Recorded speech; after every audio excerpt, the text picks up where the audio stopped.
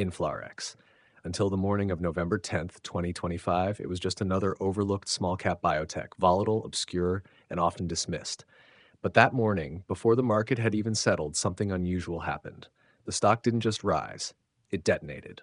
In a matter of hours, InflaRx shares surged over 40% on a single piece of news. It wasn't hype, it was data. Real, clinical, reproducible data that redefined a company investors had nearly written off. What unfolded that day was more than a price spike, it was the return of conviction. And before we explore how this shift came to life, stay with me until the very end. The complete trading framework, including actionable technical ranges and scenario modeling, comes later in this episode. For those watching on Shorts, you can click the full version link below to hear the uninterrupted story and analysis in depth. InflaRx NV, ticker IFRX on the Nasdaq, was founded in Jena, Germany, to tackle one of the most intricate and underexplored arms of the immune system, the complement pathway, specifically the C5a protein. For context, the complement system is a network of proteins that enhance the body's ability to clear infections. Among these, C5a acts as a molecular siren, recruiting immune cells to inflame tissue. When it's balanced, it saves lives. When it's overactive, it causes harm, fueling autoimmune and inflammatory diseases. Traditional pharmaceutical development has mostly targeted cytokines like TNF-alpha or IL-6, well-known mediators with decades of validated therapies. By contrast, targeting C5a is upstream, riskier, less predictable, but potentially far more powerful. InflaRx's decision to focus here set it apart early, both scientifically and financially. Investors weren't just betting on a molecule, they were betting on a new immunological frontier. The company's flagship drug, vilobelimab, is an intravenously delivered monoclonal antibody that neutralizes C5a directly. Monoclonal antibodies are complex protein drugs, typically manufactured through cultured cell lines and administered via infusion under medical supervision. They are costly, logistically demanding, and slow to develop, requiring multiple clinical stages across years before reaching approval. Yet in November 2017, InflaRx broke from convention by going public at $15 per share, while still in the development stage. Normally, biotechs wait until late phase 2 data to mitigate investor risk, but InflaRx took the unusual step of listing earlier, signaling confidence in its science and its ability to execute. That decision, though bold, introduced volatility, because in biotech, early exposure magnifies both potential and pain. Then came the first major turning point. In April 2023, amid the tail end of the COVID-19 pandemic, the U.S. Food and Drug Administration granted emergency use authorization, or EUA, for Gohibic, vilobelimab's commercial name for SARS-CoV-2-induced acute respiratory distress syndrome, or ARDS. Under normal conditions, the FDA approves drugs only after rigorous phase 3 trials with comprehensive long-term data. An EUA, however, is reserved for urgent circumstances where potential benefits justify temporary use despite incomplete evidence. For a small clinical stage company like InflaRx to receive such authorization was virtually unheard of. Typically, EUA approvals go to established pharmaceutical firms with extensive manufacturing and safety infrastructure. That InflaRx achieved it independently was a rare endorsement of both its technology and its regulatory discipline. It was the first proof that the C5a mechanism was not just theoretical, it was clinically meaningful. That validation deepened on January 15, 2025, when the European Commission granted marketing authorization under exceptional circumstances for Gohibic. In the EU, such a designation is exceedingly rare and is reserved for therapies treating conditions where large-scale trials are unfeasible, often due to disease rarity or ethical constraints. This means regulators recognize Gohibic as necessary, even without complete data. The significance of this event cannot be overstated. It converted InflaRx's scientific hypothesis into a transcontinental regulatory success.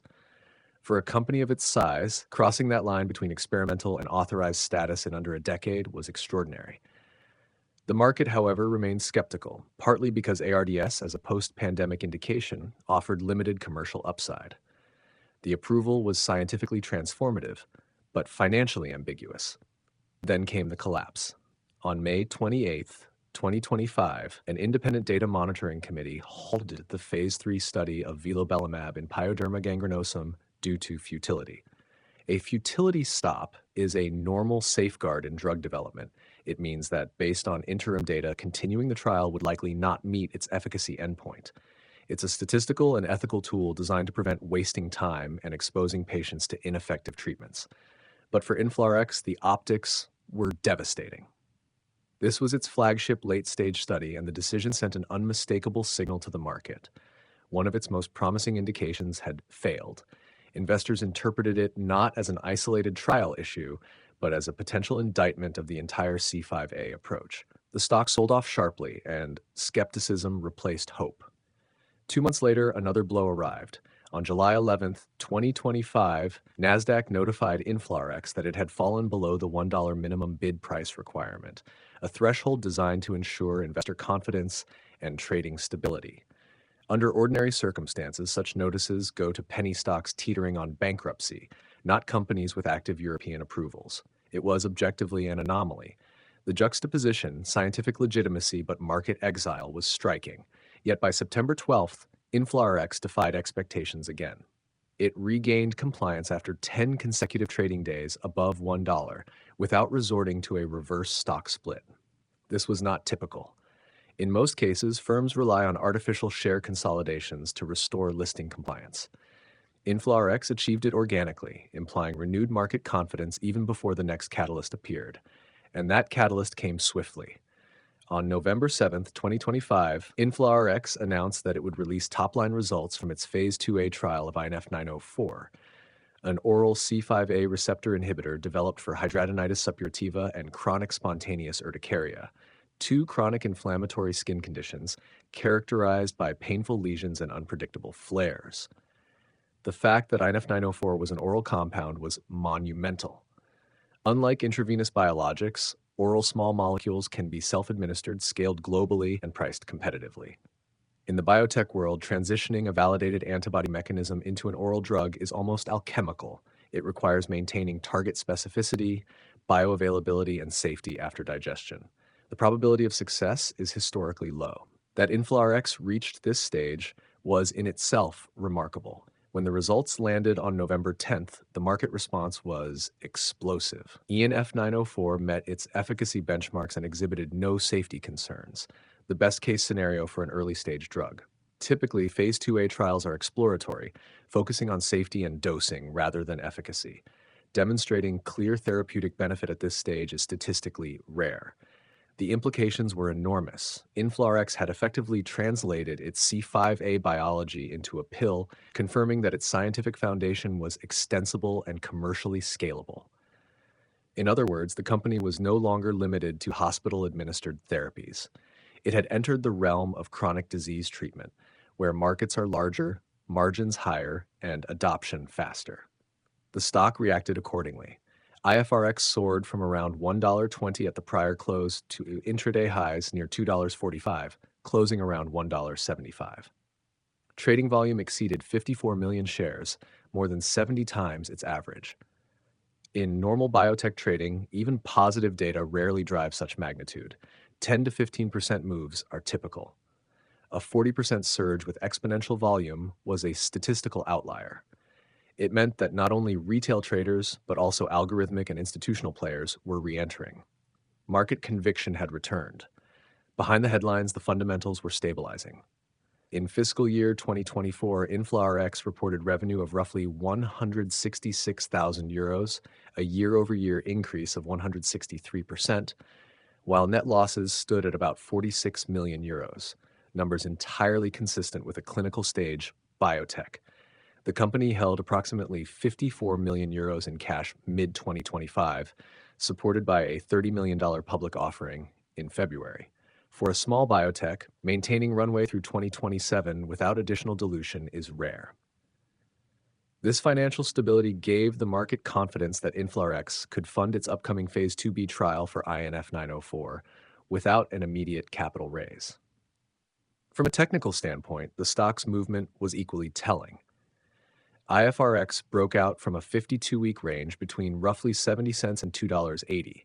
The pattern formed what chart analysts describe as a gap-up breakout, a high-volume, high-momentum jump that resets market sentiment. Statistically, such gaps race partially before stabilizing. That suggests the $1.30 to $1.50 range may now act as a strong reentry zone, while sustained closes above $2.45 could trigger a secondary rally toward $5 to $6 over the medium term. These aren't arbitrary figures. They align with previous institutional accumulation zones, where trading volumes historically clustered. As of this recording, 5 analysts rate IFRX a strong buy, with a consensus 12-month price target of roughly $9.80, implying over 460% upside from current levels. Yet this optimism is conditional. To justify those valuations, InflaRx must execute flawlessly, initiate and complete the Phase 2b trial, finalize European commercial partnerships for Gohibic, and preserve its cash runway without major dilution. Achieving this trifecta would mark a structural transition from speculative biotech to sustainable immunology company. When viewed in full, the InflaRx story traces the complete life cycle of a modern biotech narrative: scientific ambition, temporary validation, public failure, and rebirth. It began as a high-risk hypothesis about immune modulation, survived through regulatory turbulence, and re-emerged as proof that the same mechanism could be re-engineered for broader use. That continuity, turning early setbacks into future strategy, is what makes InflaRx's case exceptional. It demonstrates that a company's true resilience lies not in its first success, but in its capacity to reframe failure as data. For traders, the roadmap ahead divides neatly by timeframe. In the short term, expect volatility. Protect capital below $1.30 and watch for volume spikes above $2.45 to confirm sustained momentum. In the medium term, continued accumulation above that level could justify targets in the $5 to $6 zone. And in the long term, assuming successful Phase 2b results and partnership execution, the $9 to $10 analyst consensus becomes not only plausible, but potentially conservative. If those milestones falter, however, the retracement could be swift, reminding investors that biotech's strength and fragility share the same origin: data. At this moment, InflaRx stands as both cautionary tale and comeback model. A company once nearly delisted is now redefining what complement therapeutics could mean for chronic inflammation. The science, the market, and the story are finally converging. To all of you watching, thank you for supporting, subscribing, liking, commenting, and sharing these episodes. Your engagement fuels this channel, and I'll continue to deliver deeper, better content to earn that trust. Stay tuned until the end of the video for the detailed trading plan with live technical markers and scenario thresholds. This was ValueSir.